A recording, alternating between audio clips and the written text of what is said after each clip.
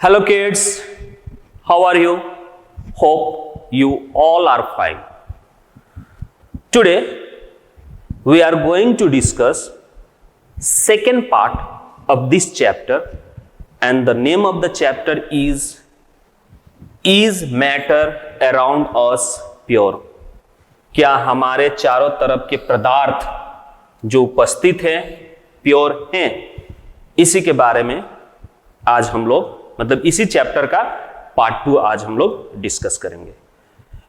आज के वीडियो में हम लोग जो टॉपिक डिस्कस करने जा रहे हैं उस टॉपिक का नाम है एलिमेंट्स। ठीक है, उसकी फिजिकल प्रॉपर्टी, एलिमेंट्स को किस तरह से डिवाइड किया गया है, मेटल, नॉन मेटल और मेटलॉइड्स, उसके बारे में हम लोग डिस्कस करेंगे, उसके प्रॉपर्टी के बारे में डिस्कस करेंगे, साथ साथ कंपाउंड के बारे में डिस्कस करेंगे। तो आज के वीडियो का ये हमारा टॉपिक सेट है, इसी के बारे में डिस्कस करेंगे। लेकिन वीडियो स्टार्ट करने से पहले, आज का मतलब टॉपिक स्टार्ट करने से पहले पिछले पार्ट में हम लोगों ने क्या क्या डिस्कस किया था उसके बारे में थोड़े से टाइम में क्या कर लें, रिकैप कर लें। ठीक है, तो जैसे आपको मालूम है कि पिछले पार्ट में अगर आपने वो पार्ट देखा होगा तो उसमें आप देख सकते हैं ये चीज को। ठीक है, कि हमने मैटर को क्लासिफाई किया था दो पार्ट में। पहला पार्ट क्लासिफाई हुआ था on the basis of physical property,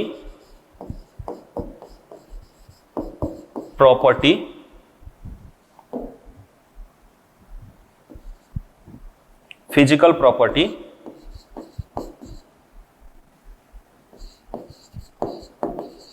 और दूसरा केमिकल प्रॉपर्टी।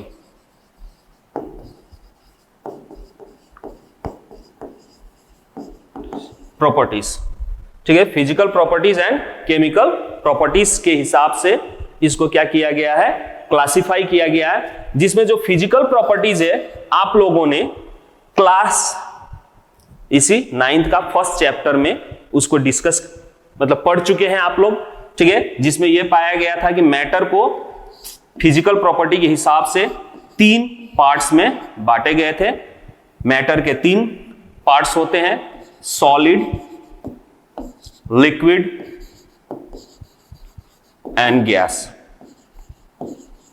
ठीक है, लेकिन इस चैप्टर में हम लोगों को जो डिस्कस करना है मैटर का chemical part, chemical property discuss करना है, जिसके बेस पे मैटर को 2 भाग में बांटा गया है। एक प्योर फॉर्म ऑफ मैटर और दूसरा इम्प्योर फॉर्म ऑफ मैटर। ठीक है, इम्प्योर फॉर्म ऑफ मैटर।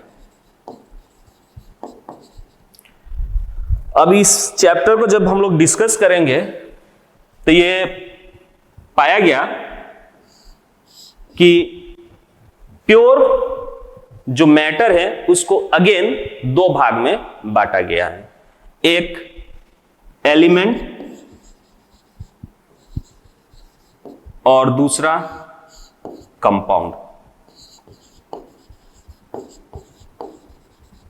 2 भाग में बांटा गया है मैटर को अकॉर्डिंग टू केमिकल प्रॉपर्टी, जिसमें एक प्योर और एक इम्प्योर, और प्योर को स्टिल 2 भाग में बांटा गया है, एलिमेंट एंड कंपाउंड।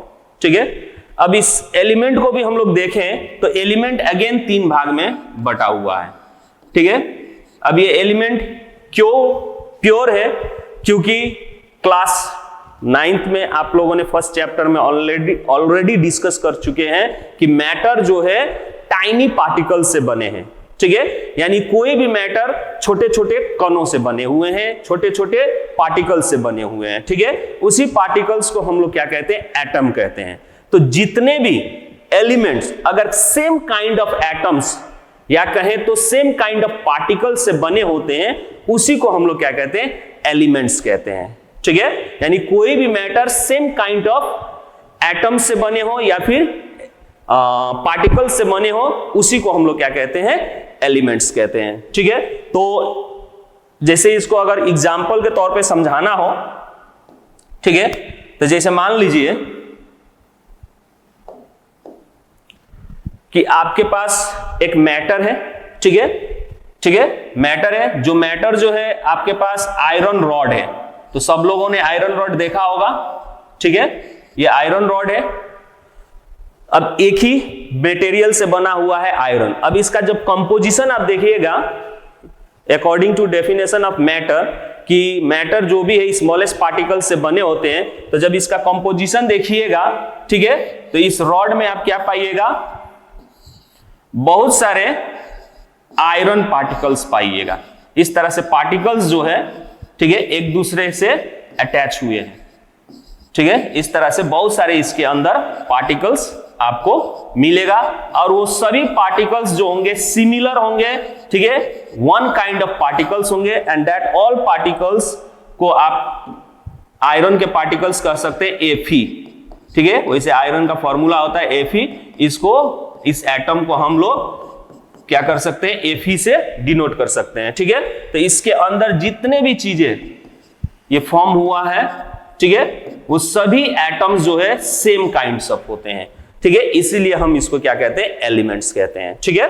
एलिमेंट्स मतलब उस तरह के चीज है जो कि सेम काइंड ऑफ एटम से बना हो। क्लियर? तो अब इस एलिमेंट्स को भी तीन भाग में बांटा गया है। एक मेटल, दूसरा नॉन मेटल, और तीसरा मेटलॉइड्स। मेटलॉइड्स, ठीक है, तीन भाग में इसको बांटा गया है। अब किस बेस पे बांटा गया है, इसके बारे में हम लोग थोड़ी देर के बाद डिस्कस करेंगे। वैसे आपको बता दें कि पूरे अर्थ पे अभी तक टोटल 118 एलिमेंट्स पाए जा चुके हैं, ठीक है, टोटल 118 एलिमेंट्स का खोज हो चुका है, जिसमें से तीन भाग में उस चीज को बांटा गया है। पीरियोडिक टेबल भी देखिएगा, ठीक है, जिसमें पीरियोडिक टेबल वो टेबल है जिसमें पूरे एलिमेंट्स को क्लासिफाई किया गया है, ठीक है। तो ये तीन बेस पे क्लासिफाई किया गया, metal, non metal and metalloids. तो पूरे 118 एलिमेंट्स में आपके 93 एलिमेंट्स जो है वो मेटल है, 93 आपके आउट ऑफ 118, ठीक है, एलिमेंट्स क्या है, मेटल है। उसके बाद से 18 एलिमेंट्स जो है आपके नॉन मेटल से, ठीक है, एंड रिमेनिंग 7 जो है आपके मेटलॉइड से। क्या है, मेटलॉइड से। तो हमारे अर्थ पे अब तक टिल नाउ 118 एलिमेंट्स खोज हो चुके हैं, जिसमें से 93 एलिमेंट्स आपके मेटल हैं, ठीक है, 18 जो है नॉन मेटल से, एंड 7 जो है आपके मेटलॉइड से, ठीक है। अब उसके बाद से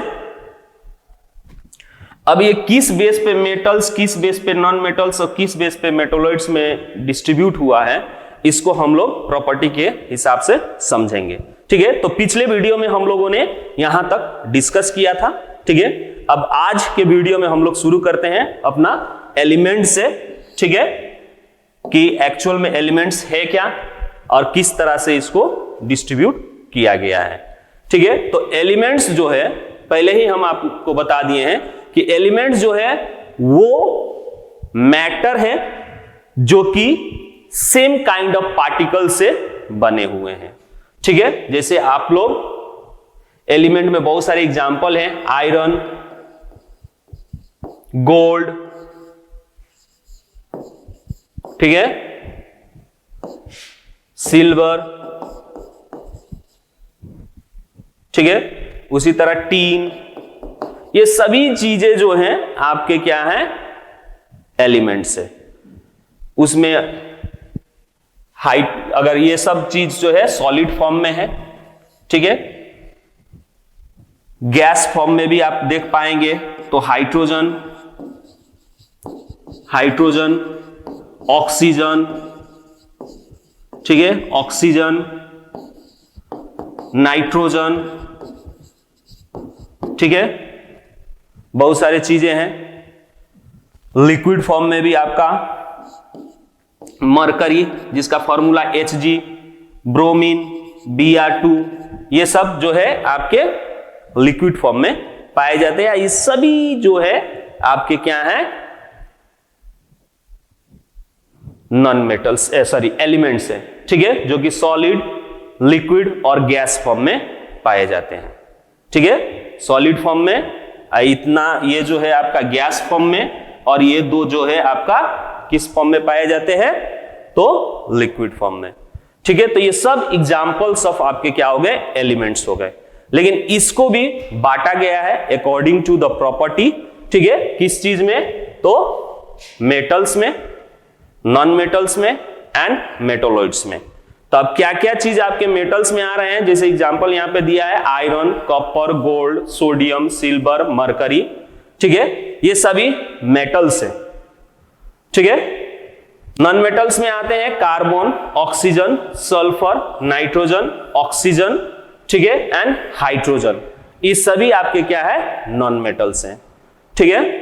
उसी तरह मेटोलॉइड्स में बोरोन, सिलिकॉन, ठीक है, जर्मेनियम, ये सब आपके क्या हो गए, मेटोलॉइड्स हो गए। तो इस तरह से आपके पूरे एलिमेंट्स को क्या किया गया है, डिस्ट्रीब्यूट किया गया है। लेकिन प्रॉपर्टी क्या क्या है उसके बारे में अब हम आपको बता रहे हैं कि किस प्रॉपर्टी के बेस पे इसको पूरे एलिमेंट्स को बांटा गया है, ठीक है। जैसे मान लीजिए आपके पास 3 कोई सब्सटेंस है, 3 मैटर है, ठीक है, 3 मैटर्स है, सैंपल ऑफ 3 मैटर्स है A, B, C। अब ये तीनों सैंपल ऑफ मैटर को हम कैसे, यानी मैटर जो है एलिमेंट फॉर्म में है, मान लीजिए एलिमेंट, ठीक है, ये एलिमेंट फॉर्म में है। अब ये तीनों जो सैंपल है आपके A, B, C एलिमेंट, कौन मेटल है, कौन नॉन मेटल है और कौन मेटोलॉइड से, कैसे हम लोग जाने, तो उसके लिए हम लोग प्रॉपर्टी फॉलो करेंगे, प्रॉपर्टी, ठीक है। अब वो कौन सा प्रॉपर्टी, तो आप लोग क्लास 8 में भी पढ़े होंगे, ठीक है। ये प्रॉपर्टी जो होते हैं 2 तरह के होते हैं, ठीक है, 2 तरह के प्रॉपर्टी होते हैं, केमिकल प्रॉपर्टी और फिजिकल प्रॉपर्टी, फिजिकल और केमिकल प्रॉपर्टी।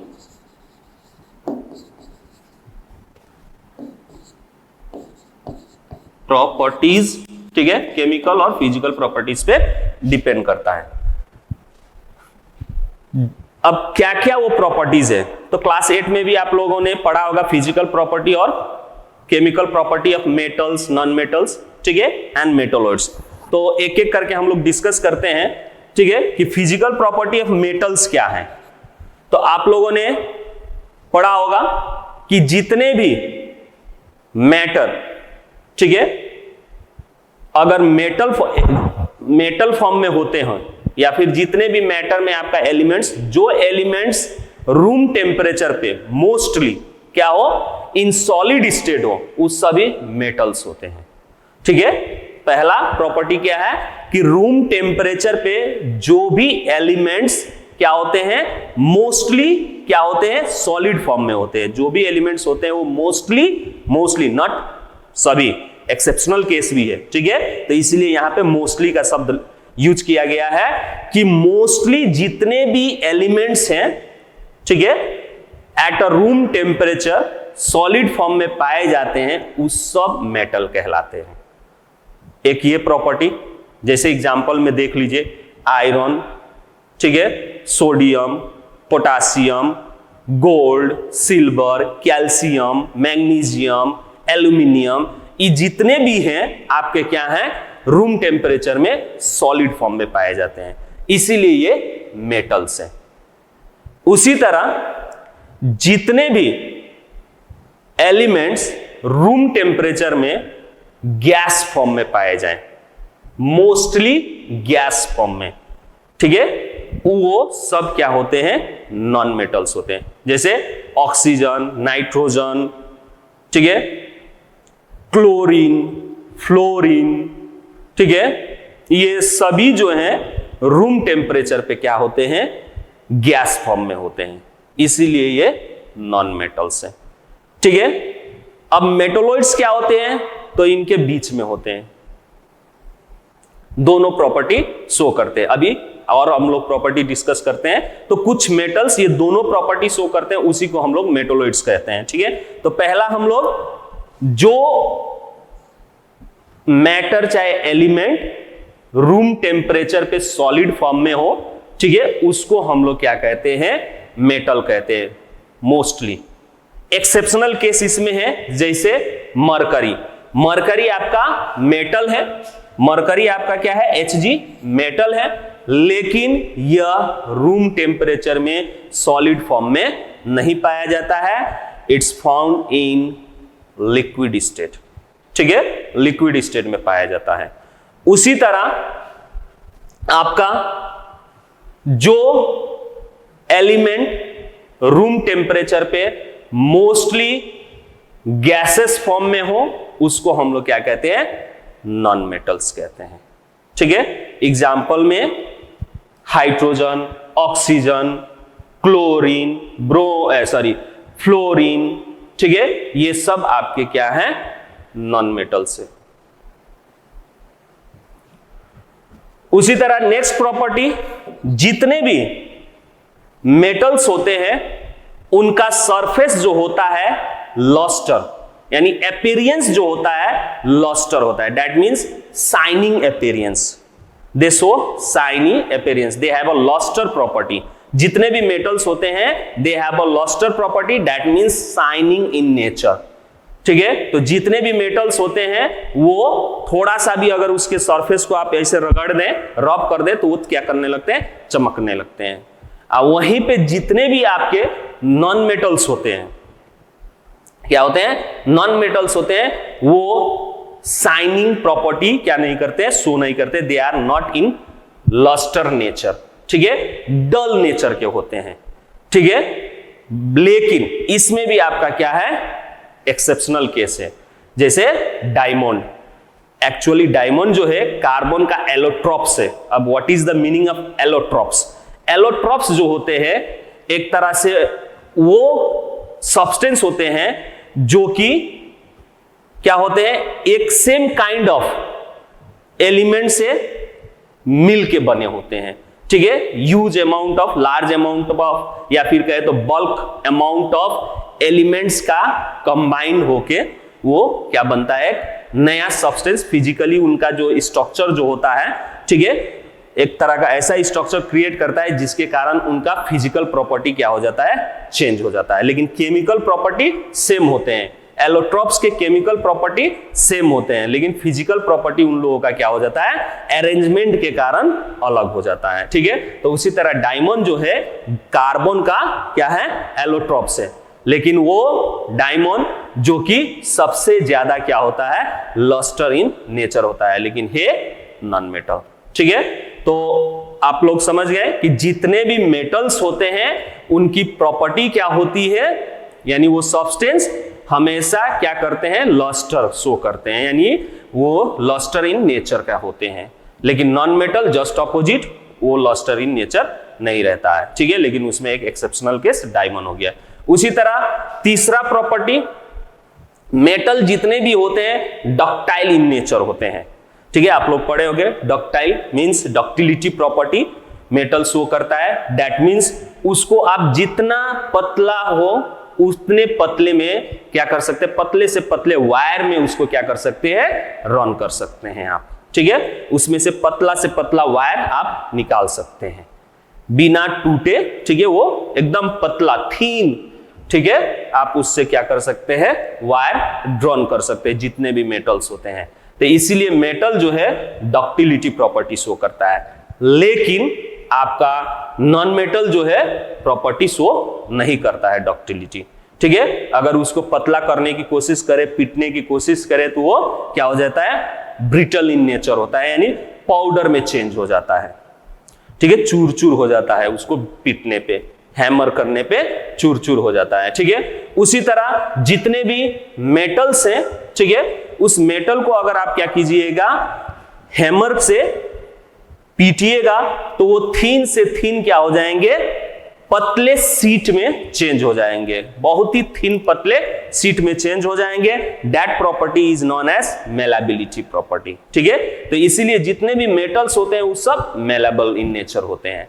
ठीक है, जिसके कारण आप जितना मेटल को थीन से थीन सीट में चेंज कर सकते हैं आराम से कर सकते हैं। जैसे कि एग्जांपल में देखे होंगे गोल्ड का एकदम गोल्ड जो है हाईली डक्टाइल इन नेचर और साथ साथ में मेलाबल इन नेचर भी होता है। उससे पतला से पतला तार भी आप निकाल सकते हैं, सीट में भी उसको गोल्ड का फॉयल, ठीक है, पेपर भी आप देखे होंगे, सिल्वर का पेपर भी देखे होंगे। जैसे सिल्वर का पेपर तो ज्यादातर यूज किया जाता है स्वीट्स को डेकोरेट करने के लिए। बहुत सारे ऐसे बर्फी उर्फी हमारे मार्केट में पाए जाते हैं जिसमें वो गोल्ड का सिल्वर का क्या किया जाता है, फॉयल का इस्तेमाल किया जाता है। ठीक है, तो ये मेलाबिलिटी प्रॉपर्टी और डक्टिलिटी प्रॉपर्टी मेटल शो करता है, वहीं पे आपका नॉन मेटल शो नहीं करता है। उसी तरह बहुत सारे ऐसे मटेरियल्स होते हैं, ठीक है, जैसे एलिमेंट्स हैं जो कि अगर मेटल है तो अगर उसके सरफेस को आप क्या कीजिएगा, स्ट्राइक कीजिएगा तो वहां से एक रिंगिंग साउंड प्रोड्यूस होता है, टंग, जैसे टंग टंग टंग टंग रिंगिंग साउंड प्रोड्यूस होता है। दैट मींस सोनारस इन नेचर होते हैं। ठीक है, जितने भी मेटल्स होते हैं वो सब क्या होते हैं, सोनारस इन नेचर होते हैं, लेकिन आपके नॉन मेटल सोनारस इन नेचर नहीं होते। उसके सरफेस को स्ट्राइक कीजिएगा तो वहां से क्या नहीं निकलेगा, साउंड प्रोड्यूस नहीं होता है। तो अब हम इसी सब प्रॉपर्टी को यहां पे देखेंगे, किस ए में ये शो कर रहा है कि बी में शो कर रहा है या सी में शो कर रहा है।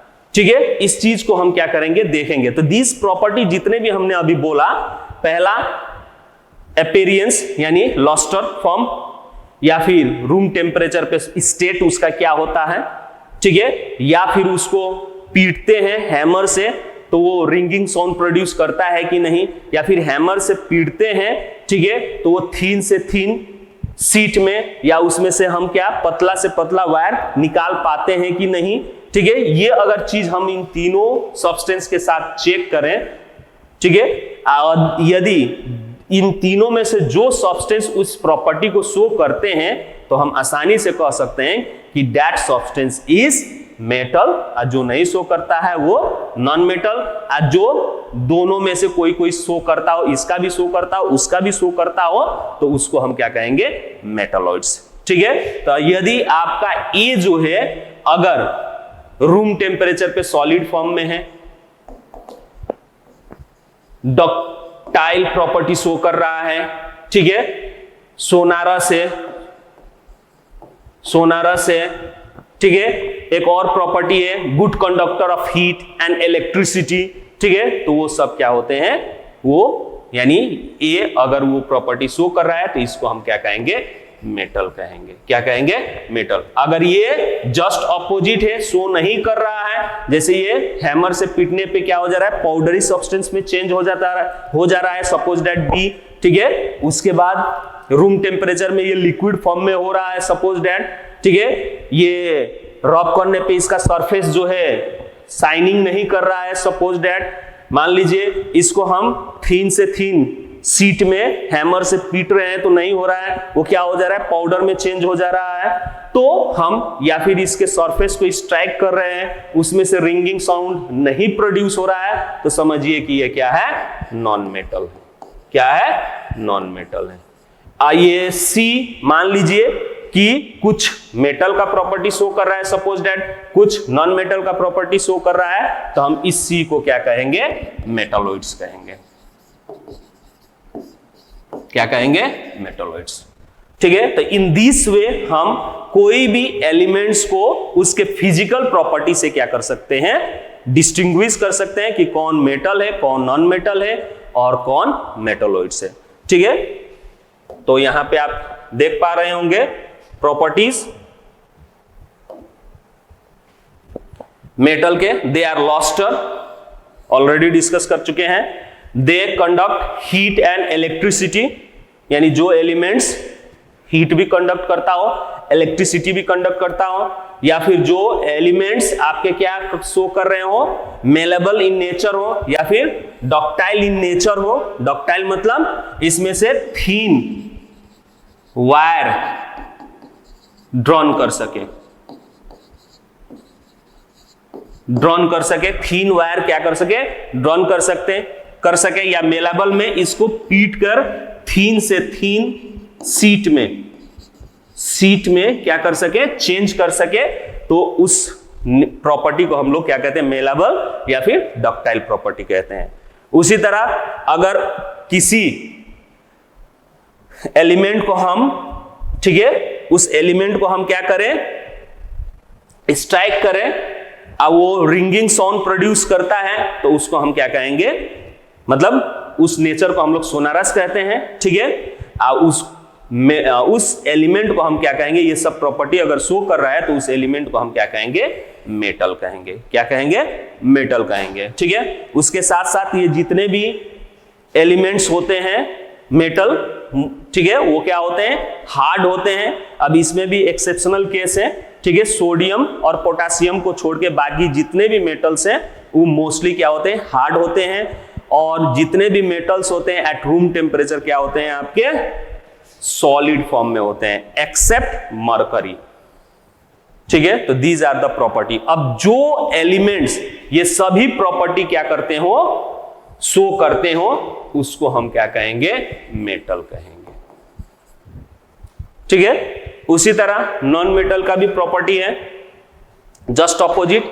दे आर डल इन अपीयरेंस, यानी उनका सरफेस जो होता है ब्राइट नहीं होता है, लॉस्टर नहीं होता है, शाइनिंग सरफेस नहीं होते हैं, एकदम डल होते हैं। ठीक है, उसी तरह they are poor conductor of heat, जैसे metal good conductor of heat and electricity था, उसी तरह ये उसका जस्ट ऑपोजिट होता है, पुअर कंडक्टर ऑफ हीट, या फिर कहें तो पुअर कंडक्टर ऑफ इलेक्ट्रिसिटी। लेकिन इसमें भी एक्सेप्शनल केस है, आपका डायमंड जो है, ठीक है, गुड कंडक्टर, लॉस्ट डायमंड जो है आपका, ठीक है, गुड कंडक्टर ऑफ हीट है, ठीक है, लेकिन ग्राफाइट जो है आपका क्या है, bad conductor, sorry, good conductor of electricity है। ठीक है, इसमें एक्सेप्शनल केस ये है कि कार्बन एक्चुअल में क्या है, नॉन मेटल है, उसी से बना हुआ एलोट्रोप्स ये डायमंड, ठीक है, डायमंड एंड आपका ग्राफाइट, ये दोनों ही क्या है, आपके एलोट्रोप्स हैं। ठीक है, इनकी प्रॉपर्टी जो होती है डिफरेंट होती है, एक गुड कंडक्टर ऑफ हीट होता है और एक आपका क्या होता है, गुड कंडक्टर ऑफ इलेक्ट्रिसिटी, यानी ग्राफाइट जो है गुड कंडक्टर ऑफ इलेक्ट्रिसिटी। ठीक है, next, they are neither malleable not ductile. ठीक है, नॉन मेटल जितने भी होते हैं वो आपके मेलेबल नहीं होते हैं, यानी उसको पीटने पे वो थीन से थीन सीट में चेंज नहीं होता है, और ना ही डक्टाइल इन नेचर होता है, उसमें से पतला तार हम क्या नहीं कर सकते हैं, ड्रॉन नहीं कर सकते हैं। जितने भी नॉन मेटल्स होते हैं जनरली सॉफ्ट होते हैं, एक्सेप्ट डायमंड। डायमंड जो है सबसे हार्डेस्ट सब्सटेंस अब तक के पृथ्वी का, यानी पूरे यूनिवर्स में जो भी सब्सटेंस पाया गया है उसमें से सबसे हार्डेस्ट आपका क्या है, डायमंड है। ठीक है, उसी तरह they may be solid, liquid and gas at room temperature. ठीक है, वैसे तो मोस्टली क्या होता है, गैस फॉर्म में होता है नॉन मेटल रूम टेम्परेचर में, लेकिन कुछ एक्सेप्शनल केस है जिसमें वो क्या होते हैं, लिक्विड फॉर्म में भी पाए जाते हैं, सॉलिड फॉर्म में भी पाए जाते हैं। जैसे कार्बन सॉलिड फॉर्म में पाया जाता है नॉन मेटल, और लिक्विड में आपका क्या हो गया, ब्रोमीन। ठीक है, तो these are the property of non metal, यानी जो भी एलिमेंट्स ये सब प्रॉपर्टी शो करते हैं उसको हम क्या कहेंगे, नॉन मेटल कहेंगे। ठीक है, उसी तरह मेटालॉइड्स।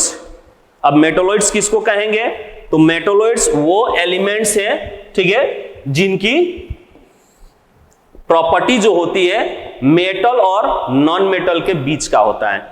ना तो वो टोटली मेटल ही शो करता है प्रॉपर्टी और ना ही टोटल नॉन मेटल का प्रॉपर्टी शो करता है, दोनों में से मिला के प्रॉपर्टी शो करता है, इसीलिए उसको इंटरमीडिएट प्रॉपर्टी कहते हैं। इसीलिए उस तरह के एलिमेंट्स को हम लोग क्या कहते हैं? मेटालॉइड्स कहते हैं, ठीक है। एग्जाम्पल में पहले ही बोल दिए थे, बोरोन, ठीक है, सिलिकॉन, ठीक है, जर्मेनियम, ये सब जो है एलिमेंट्स आपके क्या है? मेटालॉइड्स हैं, ठीक है। तो नेक्स्ट टॉपिक की तरफ बढ़ते हैं।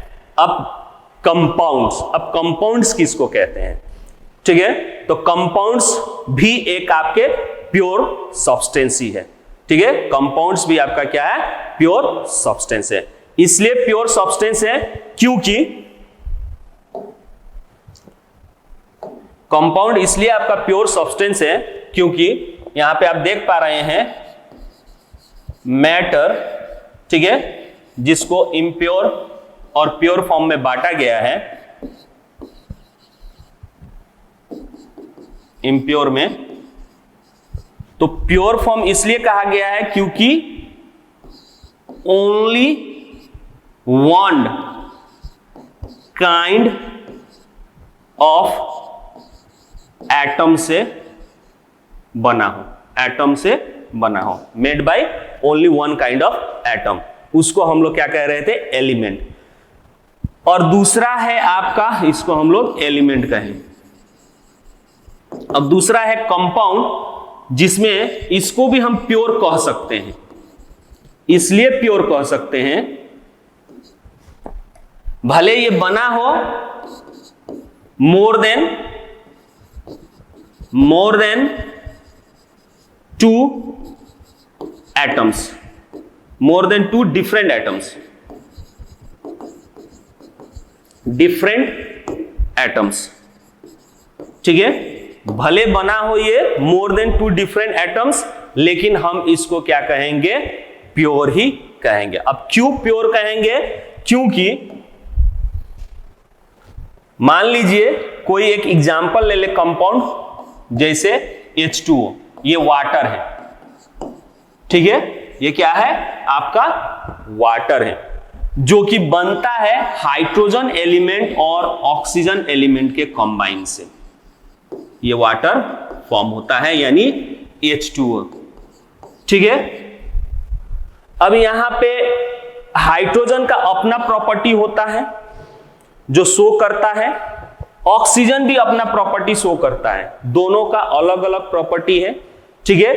दोनों ही आपके एलिमेंट्स हैं, दोनों ही वन काइंड ऑफ, ये हाइड्रोजन से बना है और ये ऑक्सीजन से बना है। लेकिन जब ये कंबाइन हो जाता है, ठीक है, ये जब कंबाइन हो जाता है तो जब ये वाटर फॉर्म करता है, उस वक्त ना तो इस वाटर में हाइड्रोजन की प्रॉपर्टी शो होती है और ना ही ऑक्सीजन की प्रॉपर्टी शो होती है। ये जो कॉन्स्टिट्यूएंट एलिमेंट्स हैं, इनकी प्रॉपर्टी क्या हो जाता है? लॉस हो जाता है।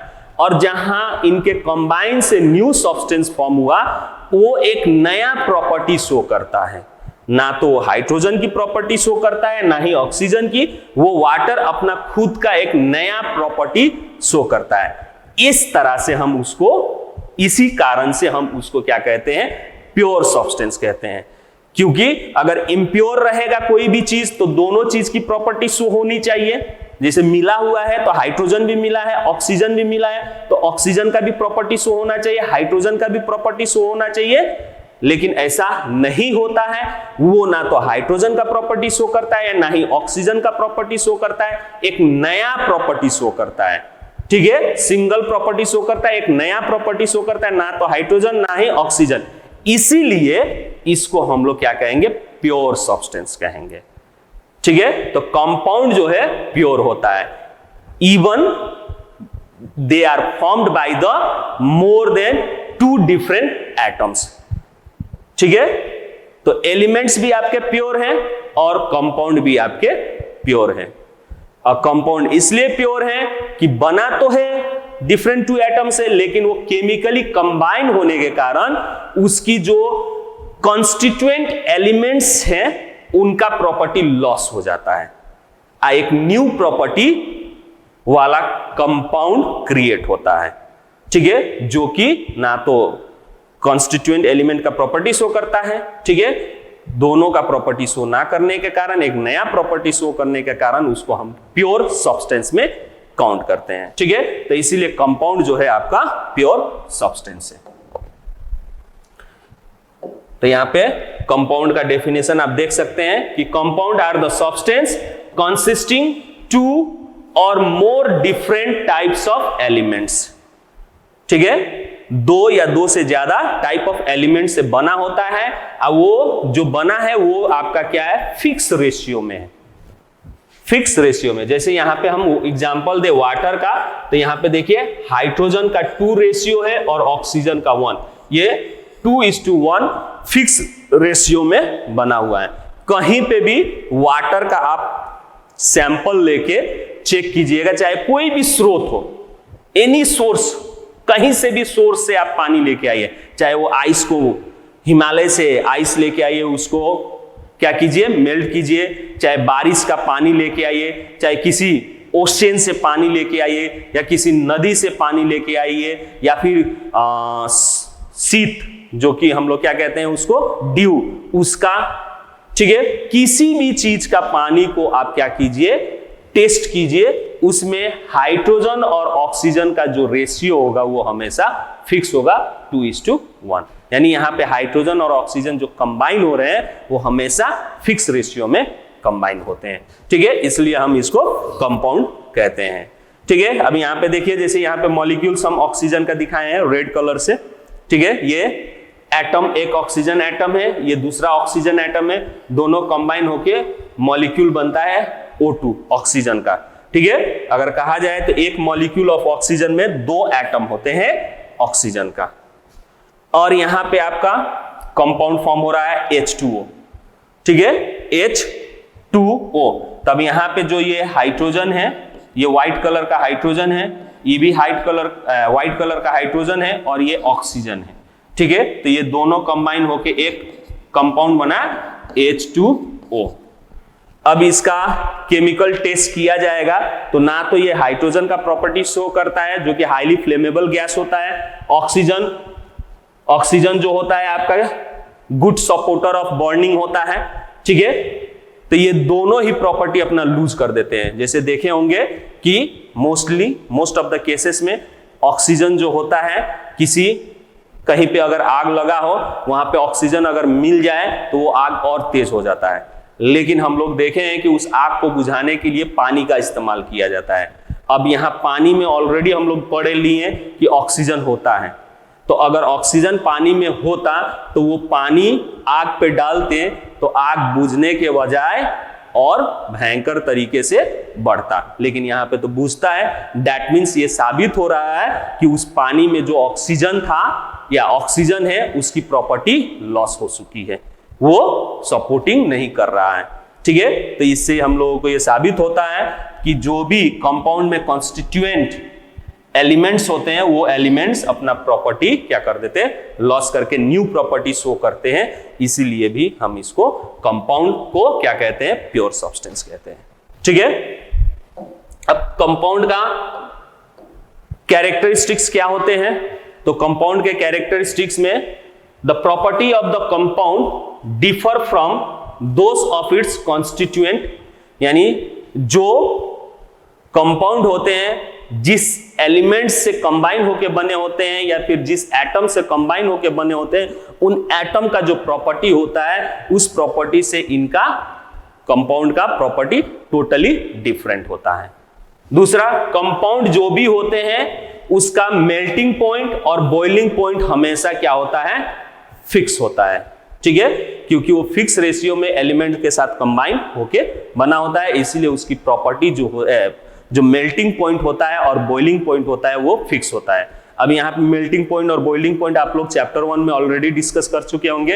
ये दोनों ही क्या है, टेम्परेचर है, यानी मेल्टिंग पॉइंट वो टेम्परेचर है जिस टेम्परेचर पे कोई भी सॉलिड क्या होता है, स्टार्ट होने लगता है मेल्ट होना, और बॉइलिंग पॉइंट वो टेम्परेचर है जिस टेम्परेचर पे कोई भी लिक्विड जो है बॉयल होना स्टार्ट करता है। जैसे एग्जांपल के तौर पे वाटर को लें तो वाटर का बॉइलिंग पॉइंट 100 डिग्री सेल्सियस होता है और मेल्टिंग पॉइंट 0 डिग्री सेल्सियस होता है। ठीक है, उसी तरह कंपाउंड जितने भी होते हैं होमोजीनियस सब्सटेंस होते हैं। ठीक है, अब ये होमोजीनियस क्या है तो सिंगल फेस। वैसे हम लोग पढ़ेंगे होमोजीनियस यानी कोई भी ऐसा सब्सटेंस, ठीक है, जिसको हम लोग मिक्स कर देते हैं, अब मिक्स करने पे वो क्या हो जाए, इवनली मिक्स हो जाए।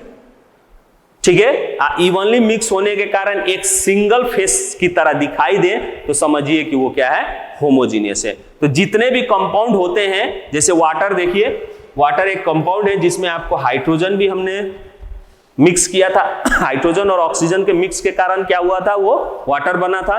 तो अब यहां जब वाटर को हम लोग देखते हैं तो ना उसमें हमें हाइड्रोजन अलग दिखता है और ना ही ऑक्सीजन अलग दिखता है। एज अ होल हमको एक ही चीज दिखाई देता है, एक सिंगल फेस, वो वाटर दिखाई देता है। ठीक है, तो इसीलिए ये होमोजीनियस होता है कंपाउंड। उसी तरह the constituent elements can be separated by the chemical process. दूसरा नेक्स्ट प्रॉपर्टी ये है कि जितने भी कंपाउंड्स होते हैं उसको हम लोग सिंपली फिजिकल प्रोसेस से क्या नहीं कर सकते, सेपरेट नहीं कर सकते। जैसे इवापोरेशन करके या फिर सिंपल से हम उसको फिल्ट्रेशन करके, ठीक है, ये सब प्रोसेस से हम क्या नहीं कर सकते हैं, फिजिकली प्रोसेस से हम उसको क्या नहीं कर सकते हैं, अलग नहीं कर सकते हैं। उसको अगर सेपरेट करना होगा, जो कॉन्स्टिट्यूएंट एलिमेंट्स कंबाइन होकर कंपाउंड बना है, अगर उसको हमें क्या करना होगा, सेपरेट करना होगा, तो केमिकल मेथड इस्तेमाल करना होगा। Only by the chemical process हम उसको क्या कर सकते हैं, सेपरेट कर सकते हैं। तो these are the characteristics of आपका क्या हो गए, कंपाउंड्स। ठीक है, तो आज के वीडियो में हम लोग बस इतना ही डिस्कस करेंगे। ठीक है, नेक्स्ट वीडियो में हम लोग न्यू टॉपिक के साथ, ठीक है, आगे बढ़ेंगे। तब तक के लिए बाय बाय।